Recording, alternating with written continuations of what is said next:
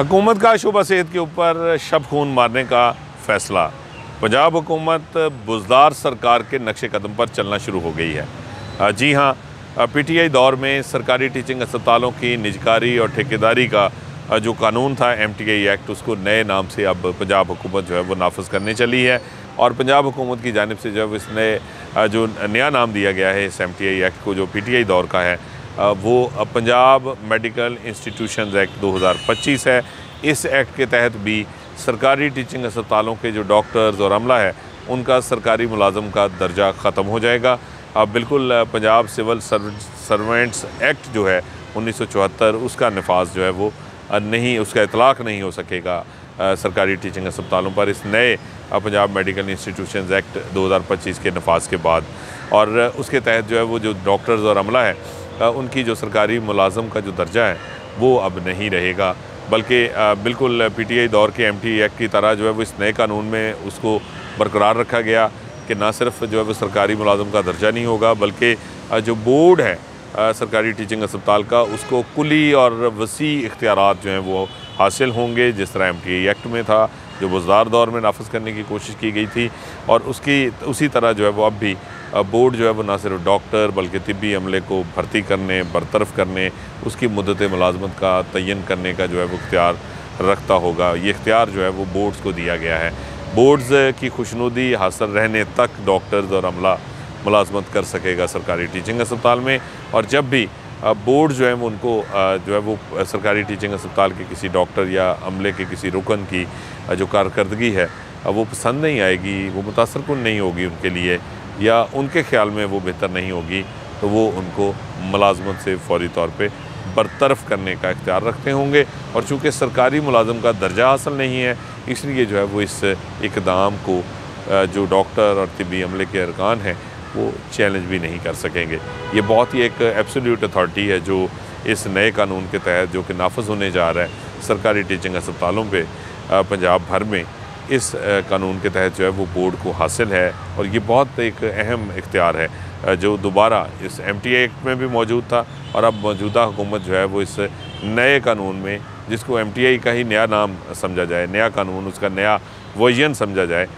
उसमें जो है वो ये इख्तियार सौंपा जा रहा है। तो मौजूदा हुकूमत भी बुज़दार हुकूमत या PTI हुकूमत के जो है वो नक्शे कदम पर है। उसी तरह जो है वो सरकारी टीचिंग अस्पतालों में ये ठेकेदारी का और निजकारी का जो निज़ाम है वो अब नाफिज करने का आगाज़ किया गया है। ये कानून जो है वो इस वक्त कैबिनेट के पास मंजूरी के लिए पेश कर दिया गया, और इसका ज़राए के मुताबिक हुकूमती ज़राए जो हैं कि हुकूमत जो है वो बहुत उजलत में इस कानून को जो है वो पास करके नाफिज करना चाह रही है, ताकि जल्द अज जल्द सरकारी टीचिंग अस्पतालों में जो ना सिर्फ ये निजकारी और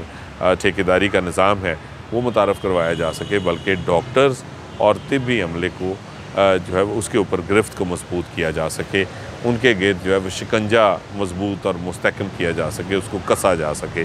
लेकिन जिस तरह सरकारी टीचिंग अस्पतालों पर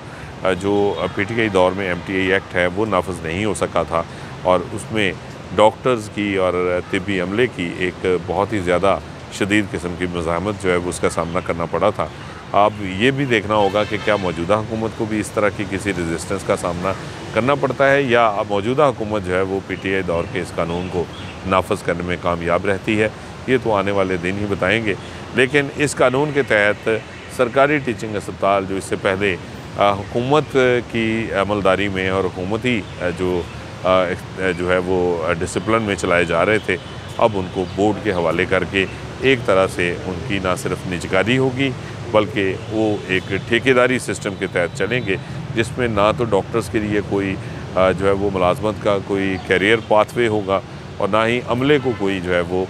इस हवाले से जो मुलाजमत का जो शेल्टर है, जो उनको एक प्रोटेक्शन है, वो हासिल होगी। बल्कि बिल्कुल प्राइवेट सेक्टर की तरह जब जी चाहेगा बोर्ड किसी भी डॉक्टर को रखेगा या निकालेगा, इसी तरह अमले का कोई भी रुकन जो है वो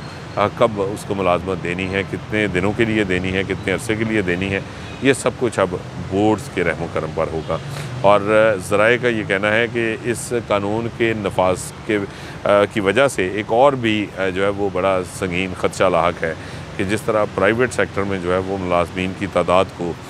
बहुत कम रखा जाता है, एक वर्कर जो है वो 4-4 अफराद का काम करता है, उसी तरह जो है वो सरकारी टीचिंग अस्पतालों में भी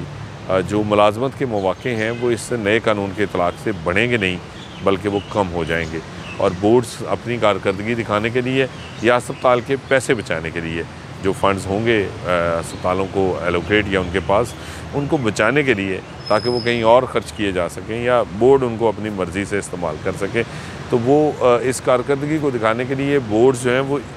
4 बंदों का काम कम से कम 2 लोगों से ज़रूर, एक नहीं तो 2 लोगों से ज़रूर लेने की कोशिश करेंगे, जिससे जो मौजूदा मुलाजमत के मौक़े हैं सरकारी टीचिंग अस्पतालों में, उनमें भी कमी आएगी। इसी तरह जो डॉक्टर्स हैं उनके लिए चूँकि करियर कोई नहीं होगा, तो इससे एक